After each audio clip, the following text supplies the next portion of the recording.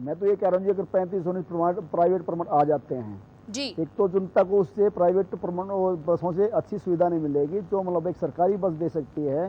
सरकारी बस अपने टाइम पे चलती है, निर्धारित समय पे, और जो है अपनी निर्धारित गति के अंदर चलती है, निर्धारित मतलब एक जो लिमिट में सवारियां बलवान बिठाती जी, है। मैं आपकी इस लेकिन जो बात से प्राइवेट सहमत बसें नहीं हूं, हैं, मुझे माफ कीजिएगा, लेकिन इस वक्त जितनी शिकायतें आम जनता को रोडवेज विभाग की जो सुविधाएं आप देने की बात कर रहे हैं उससे है, उतनी शिकायत अभी तक नहीं हुई होगी शायद। अगर प्राइवेट परमिट जारी कर दिए जाते हैं तो ज्यादा बसें चलाई जा सकती हैं, लोगों को बेहतर सुविधाएं दी जा सकती हैं, ये सरकार का तर्क है। मैं बताना चाहता हूं जी, सरकार जनता को बेवकूफ बना रही है। जनता सरकार ने जो 1993 में 923 प्राइवेट रूट परमिट दिए थे, लेकिन वो कोई भी बस जो है अपने निर्धारित रूट पे न चल करके एक मुनाफे वाले रूटों के ऊपर चली है, जिससे ग्रामीण जनता को इससे मतलब कोई सुविधा नहीं मिली। और जो उन्होंने जो अपने मनमर्जी के ये तो आप जनता को तय करने दें। और ये तो बलवान जी आप जनता को तय करने दें, और ये निजीकरण की शुरुआत नहीं है, क्योंकि कुछ रूटों पर प्राइवेट रूट, अभी भी प्राइवेट बसें चल रही हैं कुछ रूटों पर, तो ये निजीकरण की शुरुआत तो कहीं से भी नहीं है। और जनता को तय करने दीजिए क्या उनके लिए फायदेमंद होगा या नहीं। इस तरीके से हड़ताल बुलाकर उन्हें परेशानी तो किया जा रहा है। वही जी हम बताना चाह रहे हैं, जो कह रहे हैं ना कि जो पहले जो 923 परमिट दिए थे उससे जनता परेशान है, नहीं कि जनता को सुविधा मिली है उससे। और ये जनता ही मांग कर रही है, जनता भी मांग कर रही है। जनता ने अभी हमने हस्ताक्षर अभियान चला था पीछे रोडवेज कर्मचारियों ने, तो जनता ने हस्ताक्षर कर करके ये मांग की थी कि भाई रोडवेज के हमने सरकारी बसों की जरूरत है और सरकारी बसें हमारे को मिलनी चाहिए, प्राइवेट बसों की जरूरत नहीं है। और पंचायतों के माध्यम से भी मतलब ये मांग आ चुकी है कि सरकारी बसों की जरूरत है ग्रामीण इलाके में, न कि प्राइवेट बसों की। क्योंकि जो प्राइवेट परमिट दिए थे उससे जनता बेहद परेशान हुई थी। पहले जो 1993 में दिए थे 923 परमिट, उससे परेशान है जनता, मतलब मांग ही नहीं करी प्राइवेट बसों की। तो ये तो वैसे थोप रही है मतलब हमारे ऊपर या जनता के ऊपर हरियाणा सरकार, और अपने ये निजी स्वार्थ के लिए कर रही है ये भी काम। मतलब ये नहीं कि जनता के हित के लिए कर रही है, सिर्फ अपने निजी स्वार्थ में जो ये परमिट दिए जाएंगे ये बिल्कुल। और निजी स्वार्थ का एक आरोप आप लोगों पर भी लग रहा है, उस पर मैं लौटूंगी, लेकिन उससे पहले मुख्य सचिव पीके चौधरी ने कर्मचारियों से हड़ताल फौरन खत्म करने की जो अपील की है उसे सुन लीजिए।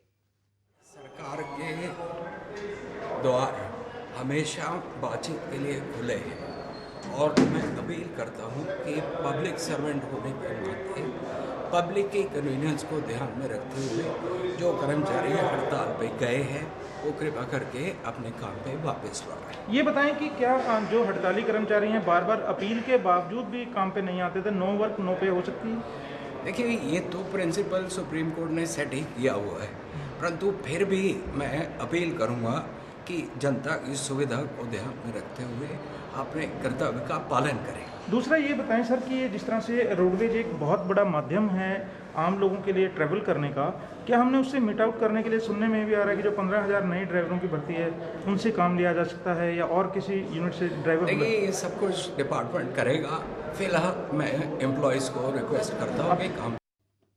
तो कर्मचारी नेता बलवान सिंह हमारे साथ जुड़े हुए हैं और परिवहन मंत्री आफताब अहमद इस वक्त हमारे साथ जुड़े हैं। बहुत बहुत स्वागत है आपका फोकस टीवी हरियाणा में। आफताब जी, आपसे समझना चाहते हैं कि जो नई पॉलिसी है सरकार की, उससे रोडवेज विभाग को या रोडवेज के कर्मचारियों को कैसे नुकसान पहुंचेगा, क्योंकि यही तर्क वो दे रहे हैं।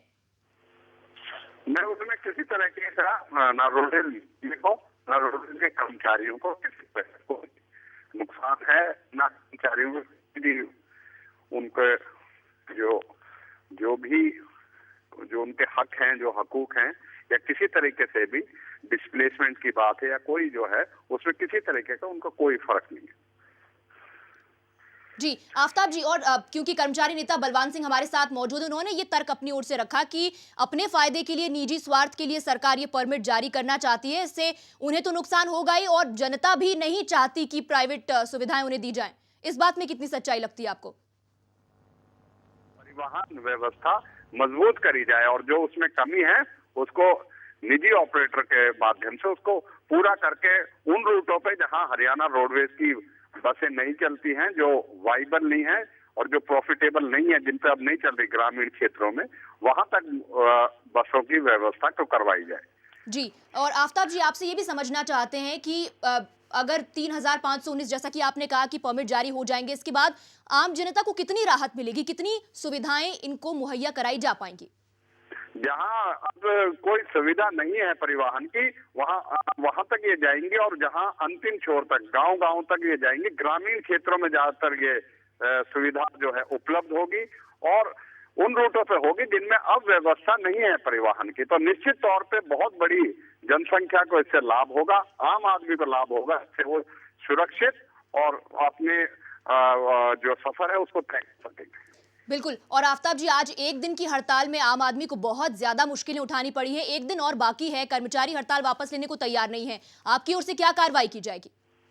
नहीं, हम पहले भी बातचीत के माध्यम को, विकल्प को हमने पहले भी खुला रखा। हमारे अधिकारियों ने और मैंने स्वयं सभी कर्मचारी नेताओं से बातचीत करी। हम विकल्प को अपने को खुला रखे थे। हम चाहते थे बातचीत के माध्यम से इस चीज का समाधान हो, और जो भी इनकी शंकाएं हैं, जो भी इनकी संशय है किसी के बारे में, पॉलिसी के बारे में, उसको बारे में हम खुले मन से हम उनसे बात कर सकते हैं। और कोई भी अगर उसमें किसी चीज का है, हम उसका विचार भी कर सकते हैं और उसे कर सकते हैं। लेकिन ये तो बजट थे कि हम मतलब इस चीज को, स्ट्राइक को करेंगे, और उसमें मतलब इन चीजों ने मतलब लोगों की परेशानी को नहीं देखा इन्होंने, लोगों की जो उसको नहीं देखा। और पूरे प्रदेश को जो आज नुकसान हुआ है वो तो रेवेन्यू का तो है ही है, लेकिन जो भारी परेशानी उठानी पड़ी है यात्रियों को, महिलाओं को, लड़कियों को, बच्चियों को, वृद्ध को, वो एक बहुत बड़ा उसे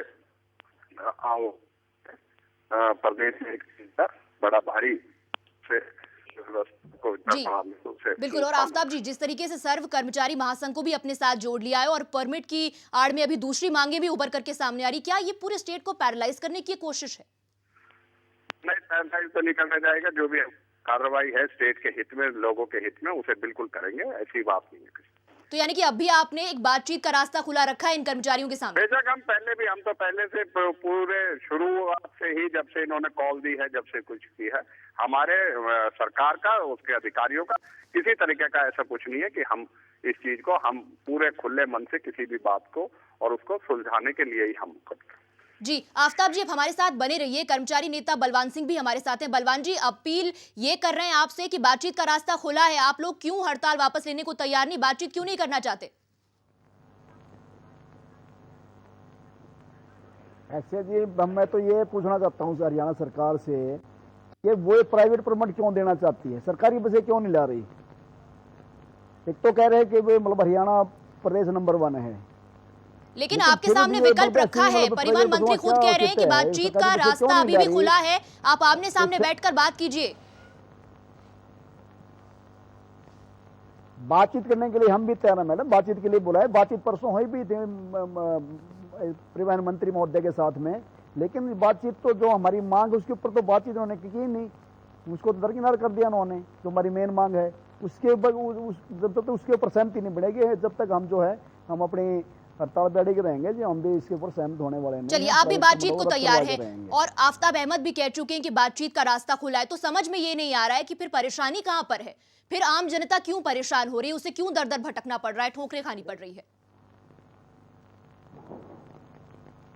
बलवान जी, ढंग से बात नहीं कर रही, वैसे एक डोंगरच रही है, जनता को दिखा रही है कि हम बातचीत कर रहे हैं, लेकिन जो मांग है उसके ऊपर तो गौर कर ही नहीं रही, ना उसके ऊपर कोई सहमति बना रही है। मतलब ये परसों जो बातचीत हुई थी हमारी परिवहन मंत्री के साथ में, वहाँ पे मतलब परिवहन मंत्री, हमारे परिवहन मंत्री तो अभी नए हैं, इनको तो उसकी जानकारी नहीं है, लेकिन जो हमारे पर्सनल सेक्रेटरी हैं उसके अपने सीएम साहब के, आर एस दून साहब, खासतौर पे उनकी वजह से जो वार्ता टूटी है, वो उन्होंने वहाँ पे मतलब ये इसकी पॉलिसी के ऊपर जो प्राइवेट परमिट दे रही, इसके ऊपर जो कोई भी बात करने से मना कर दिया, जिसके कारण बात विफल हो गई। जी बलवान जी, आप हमारे साथ बने रहिए। हरियाणा में थमी हुई रफ्तार ने न सिर्फ आम आदमी के दिल की धड़कनें बढ़ाई हैं, बल्कि सरकारी खजाने को भी अच्छा खासा चूना लगवा दिया। हड़ताल की मार आम जन जीवन के साथ साथ रोडवेज से होने वाली सरकारी कमाई पर भी पड़ी है। कितना हुआ सरकार को नुकसान, देखिए ये रिपोर्ट।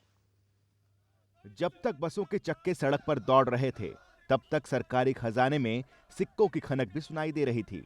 लेकिन हड़ताली कर्मचारियों ने जब पूरे प्रदेश में चक्का जाम किया तो सरकार को करोड़ों का नुकसान हो गया।